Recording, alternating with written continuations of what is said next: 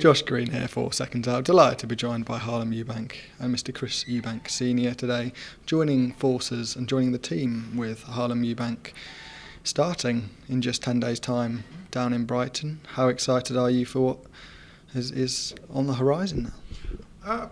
I'm always excited when it comes to my nephew and boxing. I mean, I'm always excited when talking about boxing. Now, it doesn't start on the 10th.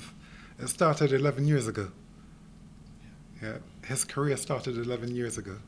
So, so he's been in the gym for 11 years. This is the life he's chosen. He's not a playboy. Okay, he hasn't been doing this part-time.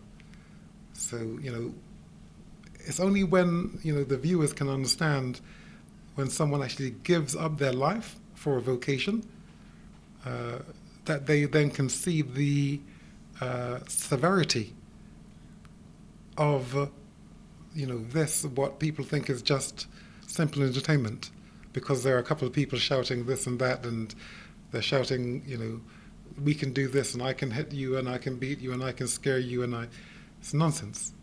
This is the real deal. So hear it from him. Hear a little bit about what he's been through the last 11 years. And then you can come back to me. Harlem, your uncle there talks about what you've been through the last decade or so. Where do you feel you are in your career at the moment, and how much hard work can you put into words has gone into where you are now in your career? 11 years of blood, sweat and tears. That's what I've put into this craft. I've been learning it. I've been in the fire, I've been in the gym, I've been putting myself through it. I've done it the old school way, and I'm in a position now where I'm a contender and I'm ready for the big fights in the division, domestically, and then beyond that, abroad as well, America. There's a lot of champions. This is one of the most exciting divisions globally. So, can I just interject? Let's cut to the chase. Who do we really want? Because we can talk about the people who have the championships, but there's something that needs to be cleaned up. And what is that? Domestically, that's Conor Benn if he wants it. Because after this fight, I'm 156 pounds today, and I'll make the weight next week. But beyond that, I can see myself competing at 147 pounds. And if Conor is competing at that division, because above that is fantasy. We see his performance at 154, and he's a credible threat at 147 pounds. That's where he belongs, and that is where I will belong. So that's the credible fight to make. You mentioned Conor Benn there. He's obviously been linked with Chris Eubank Jr, and that's the fight that I think many of the boxing public believed was going to happen. And they believed it because, you have promoters who are tricking the public and overruling the Boxing Board of Control, who have these rules. These rules are in place to keep us safe, because when there is a weight difference between two fighters of 16 pounds, it's criminal. Okay, so effectively, being able to look after Harlem now, because my son has chosen to actually be his own boss, I say I've said to him, it's not the right fight for you. It's why the fight has been boycotted. So that fight doesn't happen. Anyone who has that in their head, get it out of your head. Okay, this is the fight with Harlem.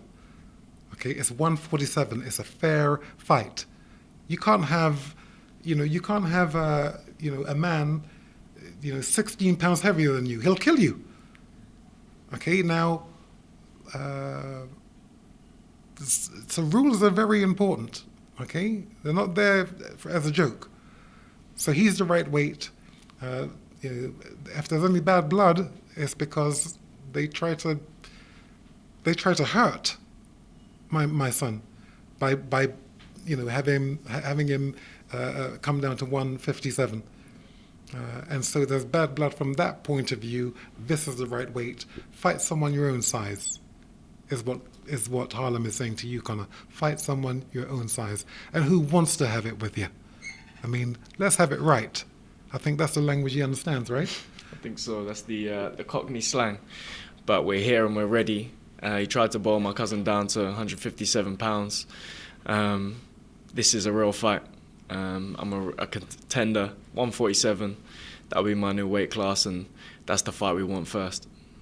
Do you believe that is achievable following next Friday, and that could be in the offing as soon as early next year? Why not? Why not? Can someone show me why it can't happen? Unless he needs to. Well, no, he has everything he needs. All the father wants, you see, is a win over the Eubank name. And the only person who can give him that win, because he's never been able to beat me at anything. The only way he can get a win over my name is through another Eubank at the correct weight. Not trying to boil him down to a weight where you're going to kill my boy. That's not fair. Following these promoters who are only looking at the money and not the safety of the lives of these men. These men, one being my son. So now you have the correct weight. Okay, this is the gold. I don't call him golden boy, I call him the gold. Because when it comes to skill, he's beautiful. And, he doesn't bark. And he doesn't growl like Nigel and his son. He's not aggressive. He's sweet.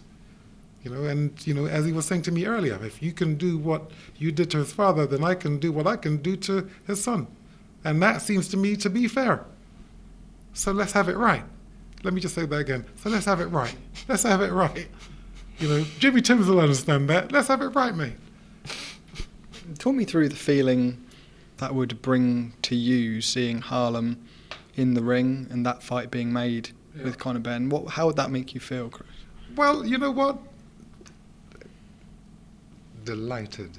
I would be delighted because it's correct. You can't. A big man is not allowed to fight a small man. Between a big man and a small man, there's a middle man. Okay? There are weight differences. Okay? This is the right weight. The promoters are fooling you, the public. They're fooling you. And while fooling you, putting the lives of our sons in danger. Whether our sons care about the danger or not, because they're only fixated on the money. That's what the promoters are able to do. Oh, look at how much you can make. Oh, yeah, you should be a social media junkie. Get the hits. That's not what this young man is about. He's sweet. He's a sweetheart like me. In the ring, though, we are a terror. And Harlem, for yourself, how long has that fight been in your mind? How long mentally have you been working up to a fight with Conor Benn, and how much do you look forward to something like that? I started the sport to become world champion. That's first and foremost at the front of my mind. When I turned professional, I realised Conor was around a similar weight class, so we both knew that the fight was going to come around, and we were both going to collide paths en route to becoming world champion. So, should it come now, that's the fight I want before I go on to conquer that world title dream. I would like to just make this point.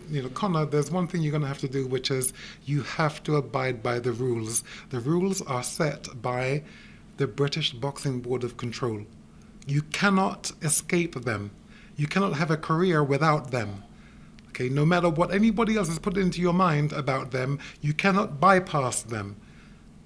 And if you do, you cannot have any credibility for all the work you've put in throughout all these years you've been in the gym. You cannot have credibility. You can only enjoy your career if you follow the rules set by the police of boxing, the Metropolitan Police of Boxing, the British Boxing Board of Control. Abide by their rules, and then we can have it right. And he's the man to put it right. Chris, you talked a bit about credibility there.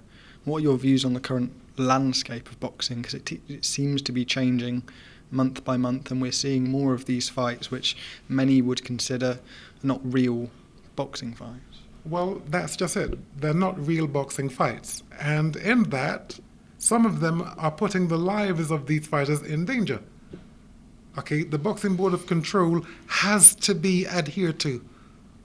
Their rules have to be adhered to. Without rules, you have chaos. Okay, we can't have chaos in boxing. Chaos, and it destroys everything that I've done in boxing. So I need that rule to stay in place. You know, when you're going to cross the road, we are taught you look left and right before you cross the road. These are the same fundamental, universal principles that boxing has, which have to be abided by. So, you know, Conor, I've never thought you were guilty regarding these drug allegations. I've always supported you, okay? But let's have it right, okay? You got to play by the rules. The Boxing Board of Control, they are on your side, as am I. As am I. There's no buts. Only this man is the man to fight. He's the Eubank to try and get past. That's the only way your father's going to get anything over my name, and I don't think it's possible. I believe in my son. Yes, my nephew, my son. I believe in him. I believe in the gold. That's right. You say son there, working with family in all disciplines sometimes cannot be easy. Do you believe this is an easy relationship and it's... If he doesn't listen, it's going to be very hard because I'll walk away. You know, if he doesn't listen, you know, Junior wanted to do it his own way, so go and swim with the sharks. I can't do anything about what you're doing.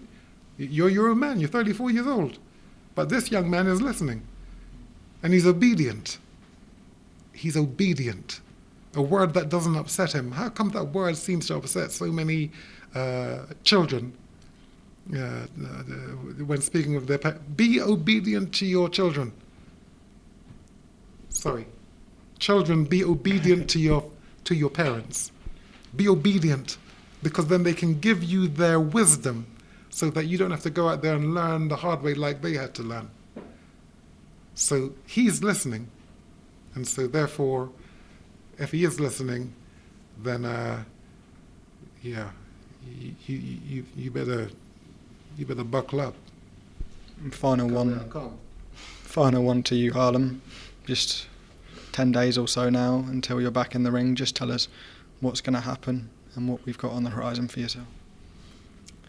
I'm ready now, ready to inflict damage, ready to go in that ring and show the people what I've been doing and put on an emphatic display.